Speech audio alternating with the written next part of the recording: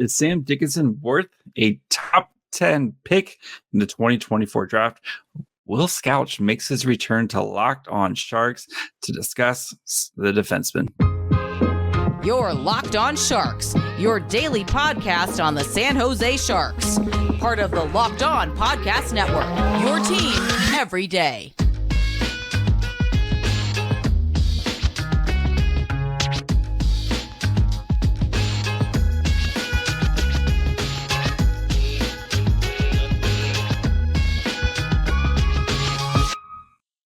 Hello, welcome to Locked On Sharks, the premier hockey podcast covering your favorite team in the Bay Area.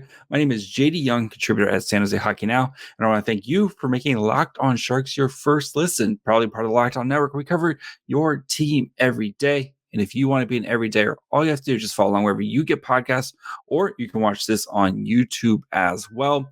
And good friend of the show, Will Scouch, joins where we talk about London Knights defenseman Sam Dickinson, talk about some of his flaws, talk about the path forward for Dickinson and where he would kind of fit in the Sharks prospect pool if the Sharks do draft him. And we get Scouch's first thoughts on the 2024 draft and why this is such a weird draft this year. But the Sharks might be in a good position with 4 potential top 50 picks to kind of spread the wealth around. So before we do all that, do want to let you know that today's episode is brought to you guys by FanDuel. Make every moment more. Right now, new customers get $200 in bonus bets if your first bet of $5 or more wins. So visit FanDuel.com/lockedon to get started.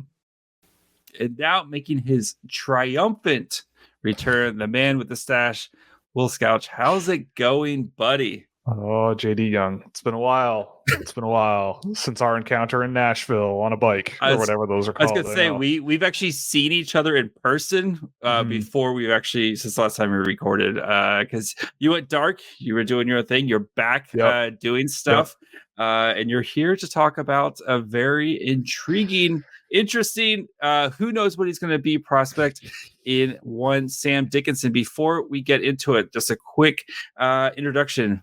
Sam Dickinson, defenseman, playing for the London Knights in the OHL, 6'3", 194 pounds, 49 games, 19 goals, 33 shots. 33 assists, 173 shots on goal. So, Will, as I ask everybody, what makes Sam Dickinson such an intriguing prospect?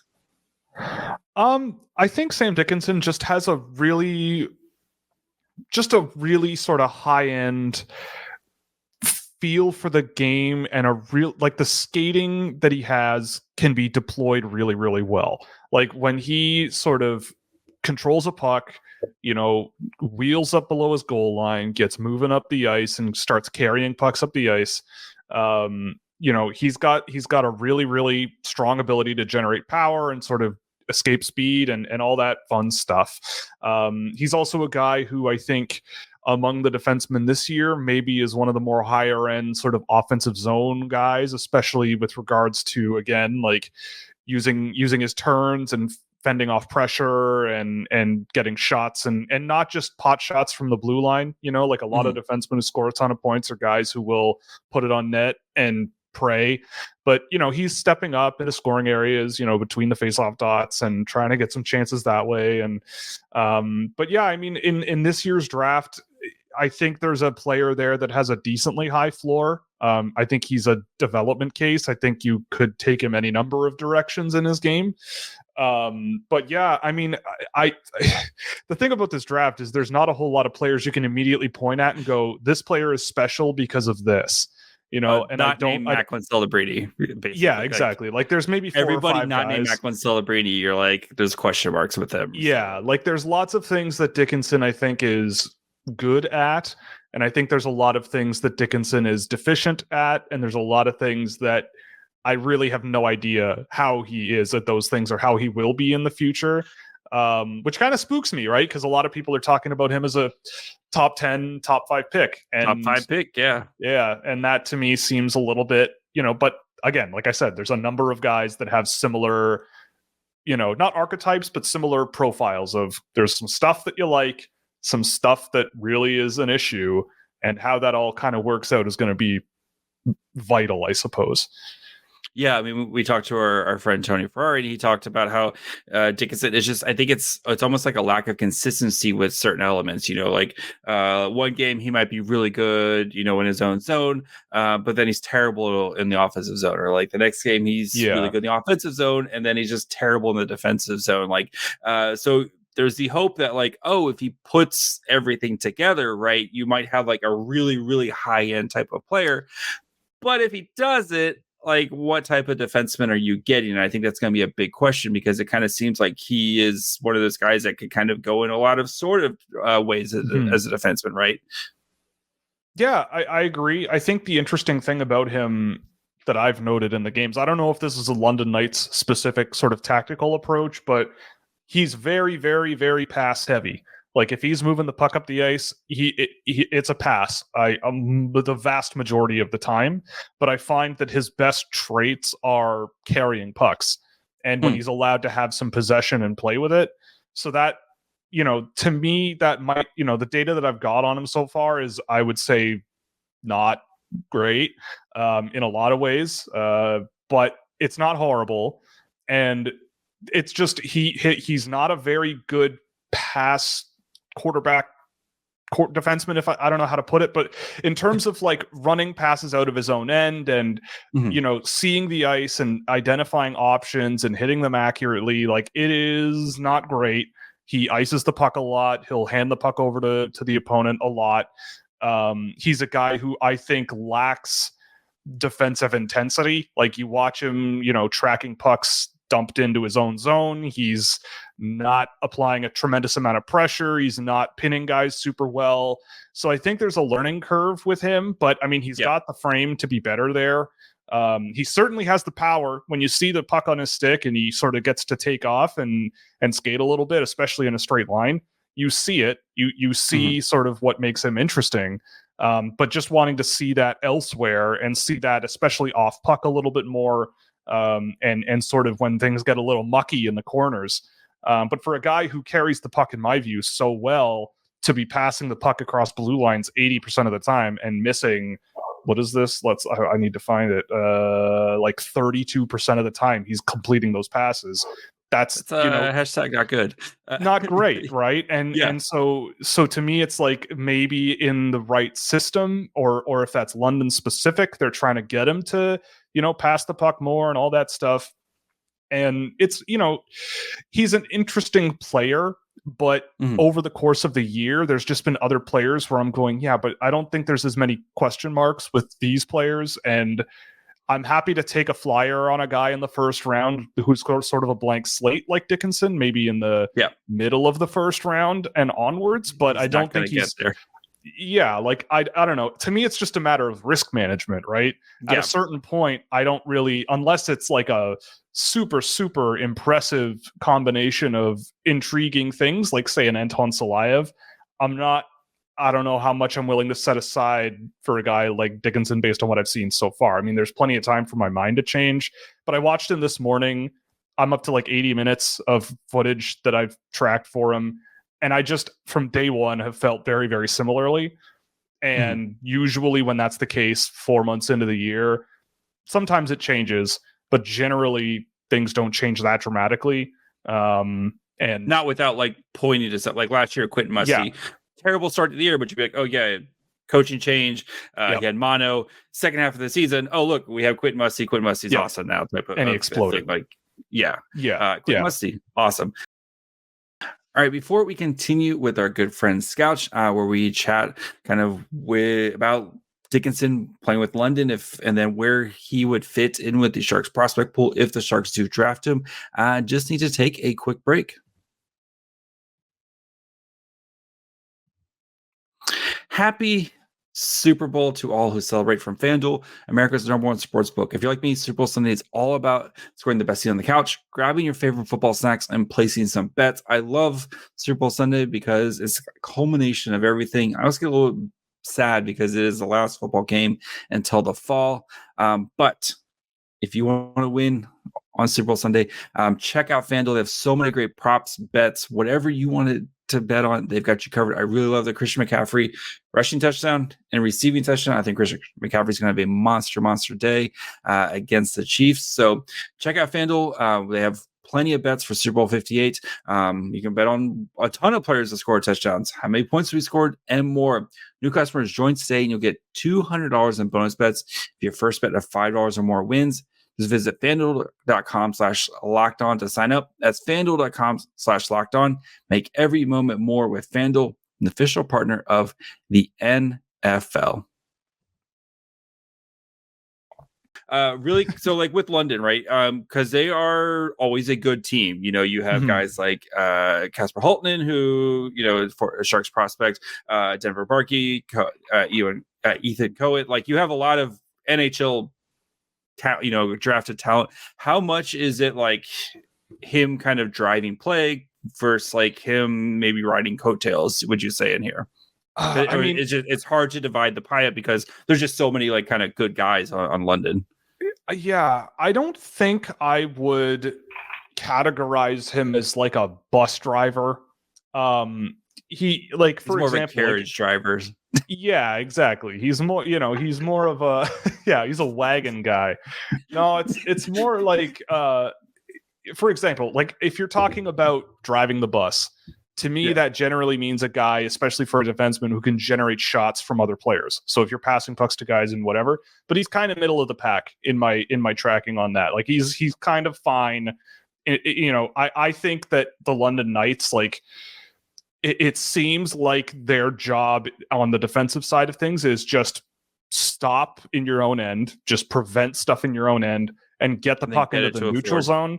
And guys like Gazazov, I'm trying to look down here, McHugh, Cowan, Barkey, all those guys have a lot of pace on their game. They can really move up the ice. And those are the guys that are kind of transporting it a lot. And their defensemen are kind of sitting back. But Dickinson does have a little bit of freedom to, especially in the offensive zone, maybe play a little bit more. He shoots the puck about at the same rate as, he generates shot assists, which is, again, kind of middle of the pack, which, again, like I have other defensemen that I've liked more that have better results in a lot of areas that are important if you want to be that sort of bus driver guy. But I mean, again, like Dickinson could get there, like, with the skating he's got, there are moments where he'll fake out forecheckers and create space for himself and sort of the stuff you need higher end defensemen in the NHL to do. But I think he's going to be a guy who, if you're drafting him top 10, you'll probably end up with a solid defender, like a Noah Hannafin type guy. And then in retrospect, you kind of go, yeah, Noah Hannafin's fine, but like, we could have gone in a different direction and maybe gotten something a little bit more, again, I don't want to be disrespectful to Noah Hannafin, but yeah, if you have a top 10 pick, you want someone who you really, really do not want to lose on your team, ideally. And I'm not sure Dickinson is quite there, but, if things go right and give him a few years, I think it's entirely possible. I think so. The case for, right, is if you're trying to maybe build a case for like him, is maybe he's not the right fit for this London Knights system, where they have a lot more kind of capable guys, especially in the forward group, that kind of get asked to do a lot more. And maybe when he kind of moves on into the AHL, and you assume he's probably going to spend a couple years in the AHL, continuing to develop. Maybe he gets there, he kind of gets a little bit more freedom where he can kind of be the main guy to kind of, carry the puck, and you see him kind of start to put together his pieces, right? That's you're hoping that's the outcome for him.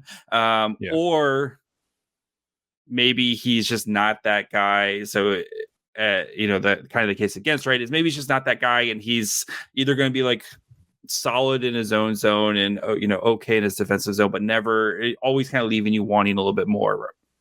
Yeah, like, I mean, and I like that doesn't, it's not that that's a bad hockey player, really, right? Like, it's just that, with Dickinson, you have a guy who I feel like in an NHL system should be fine. Like he's a guy who makes decisions pretty quickly.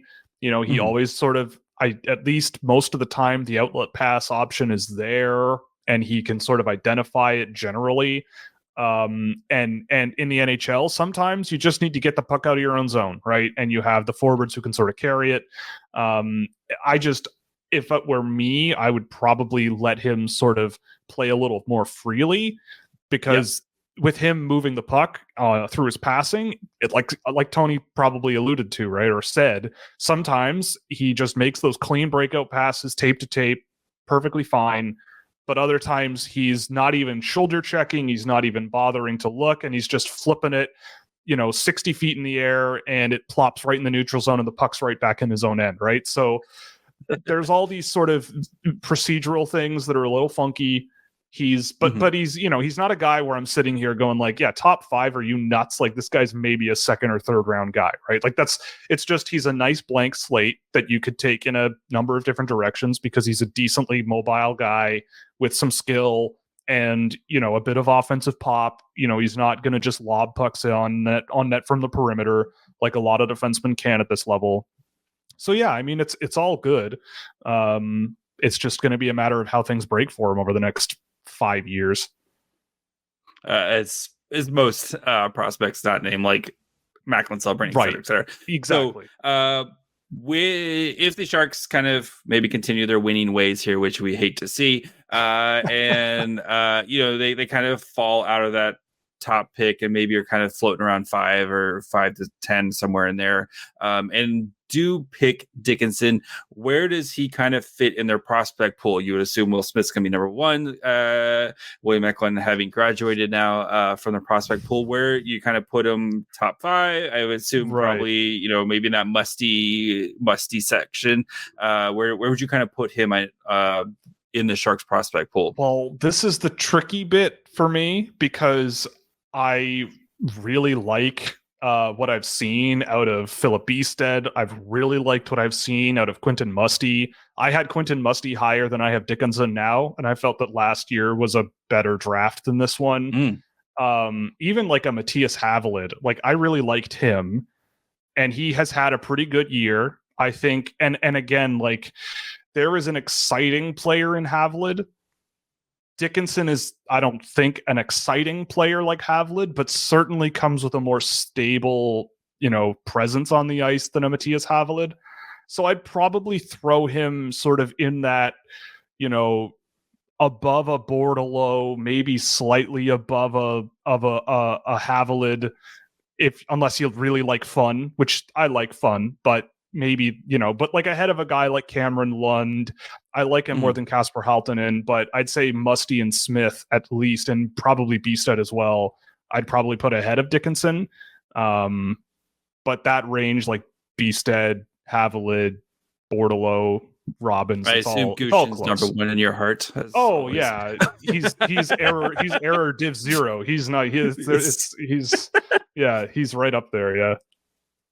All right. So what do you think? I mean, kind of the path for, we'll kind of finish up with Dickinson here. So what do you think is kind of the path of success for Dickinson going forward? Knowing he's probably going to be still surrounded by good London talent and probably going to be stuck in the same London system where maybe they don't ask him to do his best, skills that maybe kind of suit him the best. So what do you think is kind of his path forward? Yeah, I mean, the thing about Dickinson that's interesting is there is a path forward for him that is interesting. Like, I personally would just keep working on the skating. Just make that, it's a good trait that he's got right now. Like, he's mobile, covers ice pretty well, but I want to see more of that, right? Like, Oliver Bonk is a guy who I think has gotten a lot better on his feet this year than last year. Not great, but like still a lot better than he was last year. Dickinson taking a similar step could give him a big boost. Combine that, like the skills training, like sometimes the skill level, it works. Like, but I've also seen him try to put pucks between forecheckers' legs. It goes right off their skate, right onto their stick, and they're in for a scoring chance, right? So it's like picking your spots better and making sure you can actually pull that stuff off, and everything you could possibly need. Just that to take a step, right? Whether the system one way or the other, like either they're going to let him sort of carry the puck a lot more and sort of quarterback rushes on his own, which I think could be interesting, but he can do that. So it's just a matter of maybe like continuing to get him to maybe see the ice a little bit better, keep things a little bit simpler. and just, make the play that's ahead of you and identify it as well, right? Rather than, it's a matter of sort of scanning, looking around you, getting a good map of the ice, because I think Dickinson is still kind of figuring that out. So yeah, it's going to be interesting. He's an interesting player. He's one that was really high on my board to start the year, but another thing that kind of doesn't concern me, but is a note, is that I don't know how much better he is than he was last year. Like, I know he's scoring a lot more, but he also was playing like 6 or 7 minutes a night with London last year. Like, he was not playing. So this year, it's obviously a very different story. And I mean, I'm not saying he's not better, but he's not like, it's not that step, right? And I feel like other players have kind of at least can hold a candle to him. But it's again, I still think that at the end of the day, you're going to get a solid, good NHL level defenseman who, maybe a second pair guy on a decent team and, can move the puck and put some points on the board, can shoot himself and, shoot the puck himself, I should say, not shoot himself. And defend okay. Like just situation. Yeah, exactly. Sorry. For the olds. The olds. You heard it here first. Sam Dickinson is the next Plaxico Burress. Exactly. I have inside information. No. The children are going to be like, I have no idea who that is. Exactly. So Google it, kids. The Zoomers. All right. All right, before we get Will Scouch's thoughts on the 2024 draft, just need to take a quick break. We're driven by the search for better, but when it comes to hiring, the best way to search for a candidate isn't to search at all. Don't search, match with Indeed. If you need to hire, you need Indeed. Indeed is your matching and hiring platform with over 350 million global monthly visitors, according to Indeed data, a matching engine that helps you find quality candidates fast.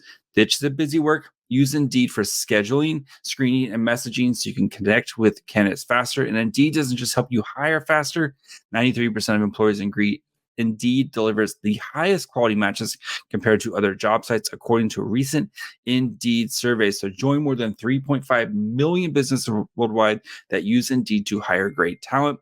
And listeners of this show will get a $75 sponsored job credit to get your jobs more visible at Indeed.com/lockedon. Just go to Indeed.com/lockedon right now. Support our show by saying you heard about Indeed on this podcast. Indeed.com/lockedon. Terms and conditions apply. Need to hire. You need Indeed.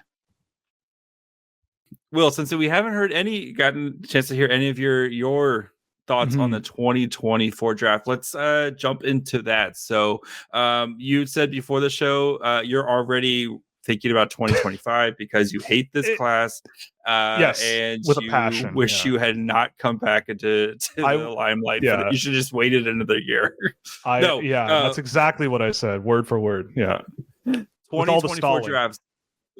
So we know it's Macklin Celebrini's world. We all are just living in it. But then after that, it feels like a lot of question marks, and we're just trying to kind of put the pieces together and put the puzzle together, trying to figure out who's number two and kind of how things fill in. So give me your kind of your elevator speech on the draft, right?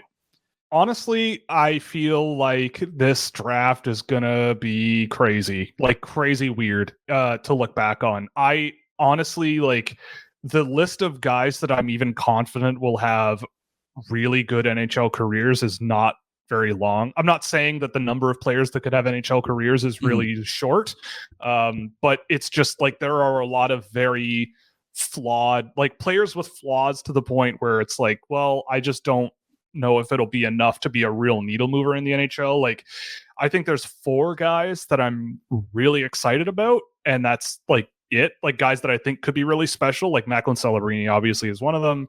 Berkeley Catton I think could be outstanding in the NHL if things break right. Caden Lindstrom has all the tools to be whatever the hell he wants to be in the NHL. Ivan Demidov is a guy who is either going to be a superstar on the show with Sam McGilligan. I said he's like a Wheaties box guy. Like, he could end up on Wheaties boxes one day, or he could be in the KHL for the rest of his career because he flamed out in North America. Like, there's no in between with him, but he is so much fun to watch. I don't even care that much. There's something there. But then the rest of the field, like, you want to talk Artyom Levshinov, there are serious flaws with that guy. You want to talk Anton Salayev? He's better than he was at the beginning of the year, but there are still some serious flaws. Very tall. Very tall. Cole Yzerman, he's got some tools that could put him in the NHL, but is he going to be a huge needle mover based on how he is now? I don't know. It's hard to say. There's flaws like Zane Parik. A lot of people are penciling him in the top 10 now. I think that is crazy. I just think like there's too much uncertainty with him. I'll if you want, I'll send you some video I've pulled of him from this year, because that's a guy who, holy smokes, anyway, we could talk all day about it. But this year it's just there's a lot of weird ones, but there's also, I think, down to maybe about 50 in the draft. There's a lot of it evens out and stays pretty even for a while. Like my third tier ends at 20 or something, and the fourth one stretches to like 55. So it's like there's a lot of guys who I think show some interesting floor of potential talent or good tools one way or the other, and maybe could work out. So yeah, I wouldn't say that this draft is like gonna be bad. I'm not in the business of doing that before the kids are even picked. But it is a year where I find myself sitting back and going, "Oh wow!" Like a lot less than last couple of years. And we were spoiled there's a lot of year. yes. There's been a couple of drafts recently where we've been very spoiled, and this year, it's been fun. It's been interesting. Like a lot of these players are interesting, and I think there's a lot of guys flying under the radar that are still kind of sleepers out there. But they're all guys where I'm sort of going, yeah, like maybe a middle six guy, second pair defenseman that can hold and eat minutes, or maybe, or there's a guy like a John Mustard where it's like he could be Josh Anderson and score 25 goals a season, or he could be something better. He could be a 30 goal scorer plus, and but to get there, it's a tough long road with him. So there's a lot of that. And honestly, you were talking before the show about the Sharks having 5 picks in the top 50, and if this is a good year to have it. 4. Honestly, 4. Honestly, I think it's a good year for that. I don't think it's it's more because of the volume. And I think that in the second round, especially, you're going to have a lot of choice between some good players that, one way or the other just slipped out of the first round, or they have perceived flaws by NHL folks where it pushes them out of the first round or what have you. But I also would caution anyone this year from going, oh my God, our draft was a steal. All of the guys we picked, it's a steal. Like this guy's a steal. This guy's a steal. Like there most players you can go, yeah, but X could potentially not work out. Right. Yes. This feels very much like as Wu-Tang Clan, diversify your bonds. Yes. Try to kind of see what you can get, and see, and trust in your development process, and with these type of players. So before we get into the blood questions, we still have a lot of your blood on hand here. What are you kind of looking for as we've kind of get into the past All-Star break? Teams are kind of making these pushes for the playoffs. What are you kind of looking for these draft guys as we enter the second half here? What am I looking for? I mean, it's interesting on clarity. It's interesting on a case-by-case basis, because I do think there are players that have come a long way since the beginning of the year. Notably, I would say Anton Salayev has come a long way. I'm curious about a couple of players in Europe, if they get a cup of tea or a cup of coffee, whatever you want to call it, in their pro leagues. Maybe there's something there. There's a few players that I think have had really quiet first halves that I think could heat up, especially in Europe, that could heat up towards the end of the year, and I'll be curious about those guys. But honestly, I'm more just curious about where everyone else's lists and thoughts kind of end up, more so than the players themselves. Like, there's definitely players out there who recently, I think, have really sort of hit the ground running. Like we're talking about Sam Dickinson all day today. I watched Sam Dickinson today and did a game where he played 20 minutes at even strength. And then I flipped over to Dominic Badinka, who plays in Sweden and is another big right-hand shot defenseman who honestly, he's been playing in the SHL for a couple of months now. Does not look out of place one bit. Like, honestly, like a guy you look at, he only has 2 points this year. Oh my goodness, what are we going to do? But I don't care. Yeah, he's playing like, against grown men. He's playing against grown men. Yeah. I couldn't help myself from sitting there going like, I immediately am more interested in this guy than Sam Dickinson based on what I saw, right? And it's that risk management, right? Like, I see out of a Badinka, defensively especially, what I need to see out of a guy like Dickinson, right? And the older I get, the less and less interested I am in defensemen who can't defend, right? It's if you can't if you have trouble defending. My defense is for nerds. Will, I know, but this is the National Hockey League. Your job is to win. Granted, I will say I have the happy middle where the defensemen they can't just be big and physical. They've got to have the skill and the ability to like transport pucks and everything.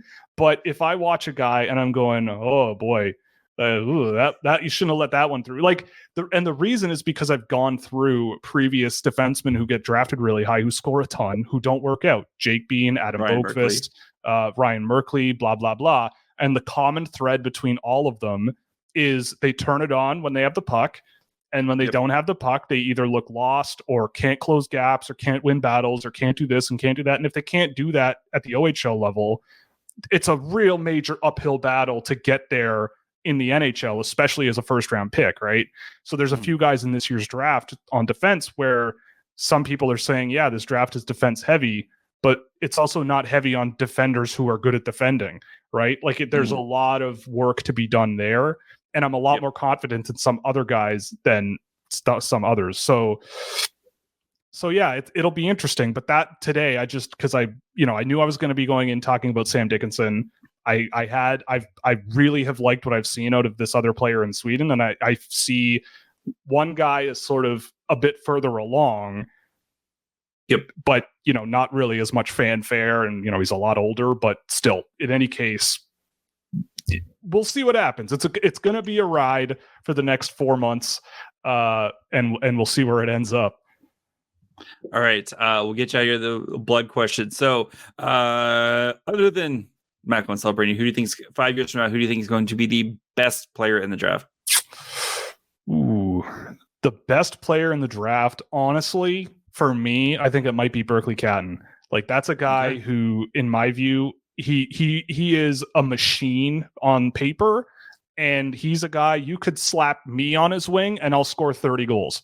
Like, as long as I find a way to get to some sort of scoring area and have a foot of space, he'll know to get me the puck and I'll put it on net, right? Like, he just has the IQ level in the map of the ice is just ridiculous. So that's always a benefit. He's a guy that makes everyone else better, and there aren't a ton of those guys this year in the draft. All right, and then I know we are a long way from the draft, but where does Sam Dickinson go in the draft? What pick? Well, right now his average slot is 6. I would think that he's going to go relatively quickly. I'll throw 5 out there. No, we'll go 5. We'll say 5 because Levshinov and Salayev are pretty tempting, I think, for NHL teams if you want a defenseman, and NHL teams always want defensemen, so that might push him down a little bit. But I could see Dickinson being a guy that goes somewhere in the 5 to 7 range. Congrats, Ottawa! As of February 6th, you just drafted Sam Dickinson. So. Will, thank you so much. It's been a pleasure. We will definitely have you back on multiple times between now and the draft. Now that you're back in the game, where can the people find you, buddy? Yeah, so you can follow us on YouTube. We do 2 shows a week now. Monday nights at 8 p.m. Eastern. That's 5 p.m. Pacific, and we also do 2 p.m. Thursdays. So 11 a.m. Pacific, if I'm doing my math correctly, my subtraction. I also, obviously, scouching.ca, it's alive again. You can subscribe out there, have access to all the data tools and fun stuff. There's a Discord server, of course. Lots of video flying around in there, lots of discussion, lots of fun stuff. I also have my own consulting company, Fractal Hockey, where we basically do college and European prospect analysis, and mostly focused on recruitment, both to and from those places. And outside of that, I mean, I'm also at Puck Preps. I'm doing some writing there for the 2006s, mostly going to college, which has been a lot of fun. It's been a fun little experience for me this year. There are guys on that staff watching guys born in 2009, so I certainly get a nice look into, yeah, I know, it's horrifying. I came across a kid today whose name is Tennessee. How about that? There's a kid named Tennessee on the way. Rucker McGrory's you got a Rucker McGrory and Gunnar Wolf Fontaine. You guys better keep an eye out. This guy's coming for your title. I came across a Bryn spelled Briiyn. I could not believe it, or something like that. It was absolutely out of control, and I like, if I were prime minister, I'd be throwing parents in jail for crap like that. Vote Will. Yeah, vote for me. All right, buddy. We'll chat soon. I think that covers all the bases for where you can find me, and you can follow me on Twitter as well. If you I know I need a new shirt. My Scouching shirt's got a hole in it. I need to. The merch game is something I've been putting off because the last time I did it was spring is not great. So I want to find a better solution. I'm just gonna have you personally mail me a shirt because all right. So I'll make you one. Like Stephen Ellis. I'll make a Stephen Ellis drawing of you, and then I'll ship that in a box. Yeah. The stick figures. Yeah. All right, buddy. We'll talk soon. Yeah, dude. Thanks again to the legend that is Will Scouch for coming on. We'll have Scouch back on to do some more draft profiles and kind of talk some more draft stuff as we continue to kind of go through this draft process. So make sure you're supporting Will the best you can. Will literally one of like the big guys there in the beginning to kind of help support. Scouch is the best. So if you want to support me, make sure you guys are following wherever you get podcasts. And of course, you can watch on YouTube. Just search for Locked On Sharks. You can follow the show on Twitter, Facebook, and Instagram at Locked On Sharks. You can follow me on Twitter at MyFryhole. Until tomorrow, bye, friends.